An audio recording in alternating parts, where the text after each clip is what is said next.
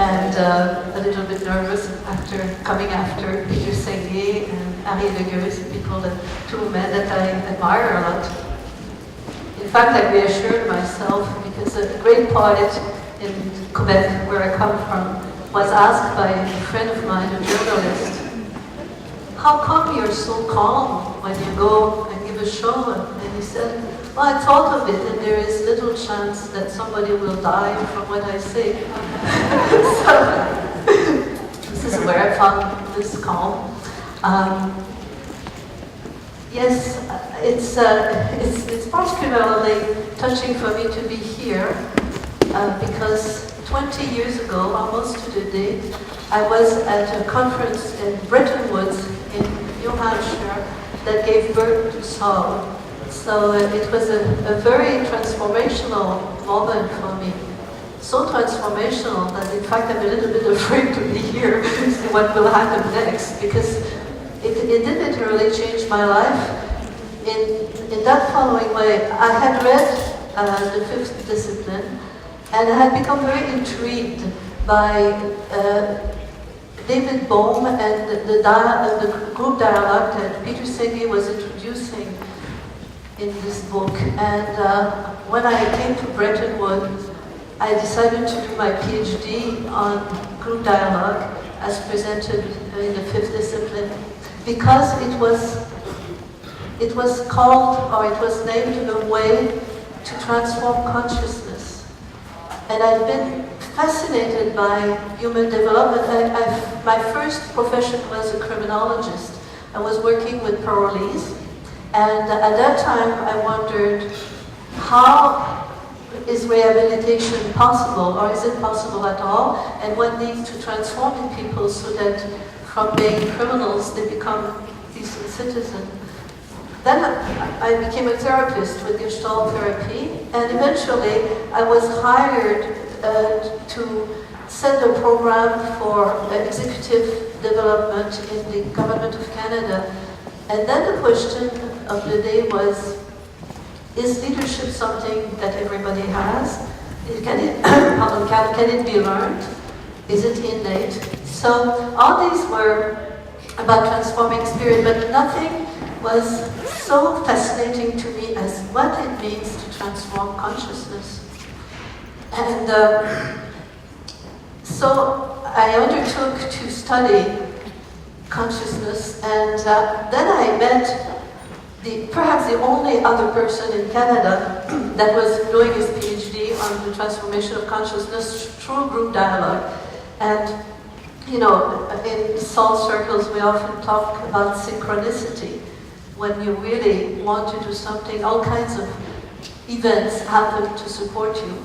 And this colleague, friend, and I developed a program at Laval University. And it was a program called Complexity, Consciousness and Management.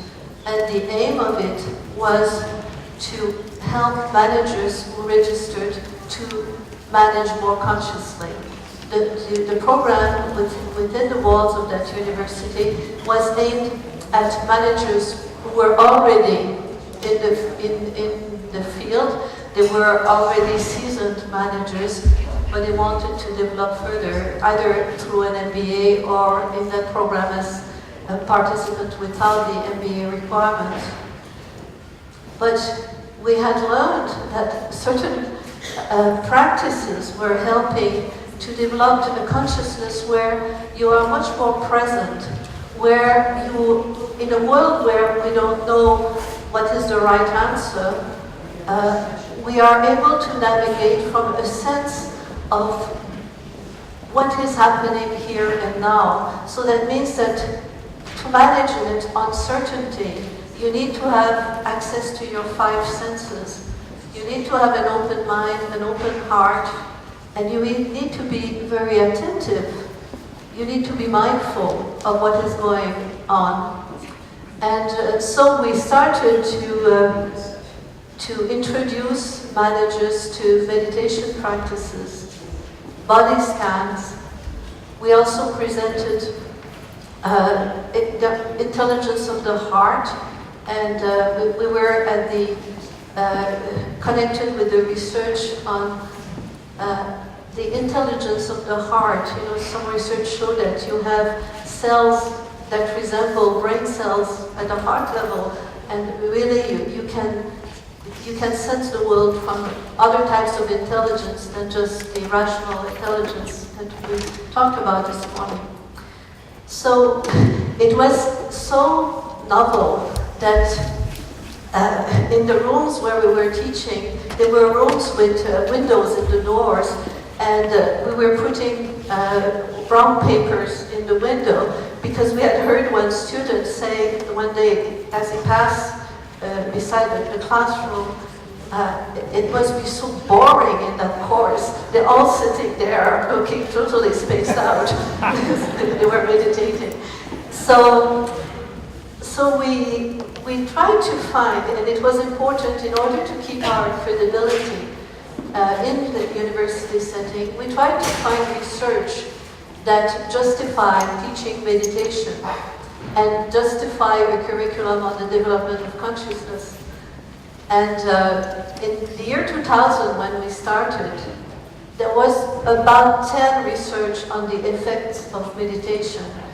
And it was mostly on the effect of transcendental meditation.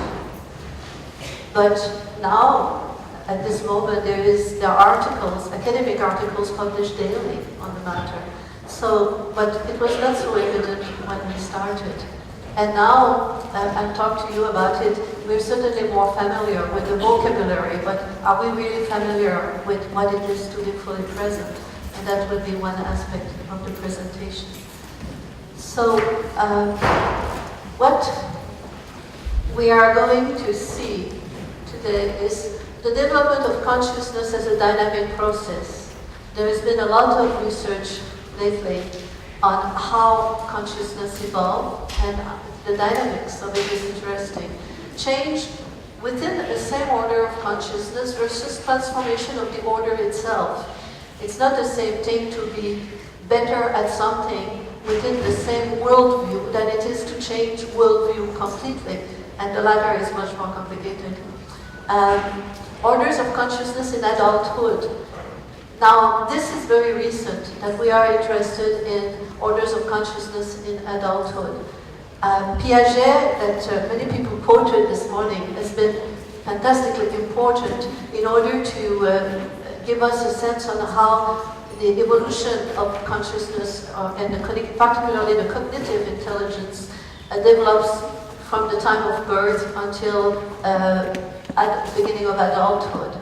But since the second part of the 20th century, I would say more since 1975, 80, until now, there's considerable amount of research on how we develop as adults, and I think you will find the research findings interesting.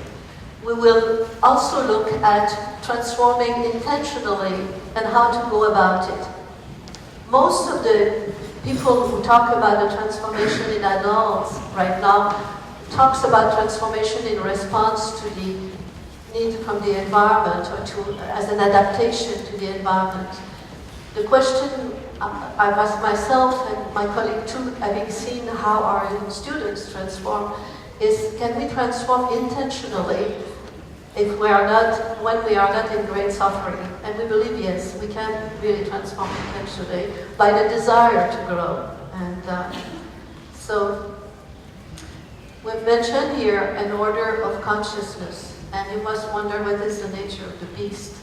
So an order of consciousness is a way of perceiving reality and giving it meaning. We are searching for meaning. The young people this morning said, it has to make sense what we do. We are not going to push paper in a bureaucracy and not even know where the paper goes. I mean, we have to, and we want to make sense, but we make sense differently depending on our maturity or on the ego development, if you want. And really, the question is, or the questions to which we want an answer are, who am I? Who are the others? What am I here to do? And what is my place in the world? And we respond to these 4 basic questions about meaning making differently depending on our order of consciousness. We go through orders of consciousness that are increasing in complexity from birth until the end of our adult development. So the idea is that we can, as we develop, and as we develop affectively, cognitively, and as our interiority develops, we are able to take more and more complex situations, complex data, complex relationships into account. And it doesn't mean that we become so complicated that we are not being understood. On the contrary, at a very high level of development of consciousness comes a great simplicity. I'm thinking here of persons that some of you may know, like Hubert Reeves, for instance, the astrophysicist, and Albert Jacquard, people who are really very fine and have a simplicity as well. And we spend a lot of time, each passage marks a transformation of ourselves, and we spend a lot of time in the transition between orders of consciousness. It would be nice if we could have suddenly a great realization and jump in another level of consciousness, but I have bad news for you. We spend most of the time in the passage going back and forth, and because it takes a long time to establish ourselves in a level of consciousness. We can be healthy or unhealthy in a given order of consciousness.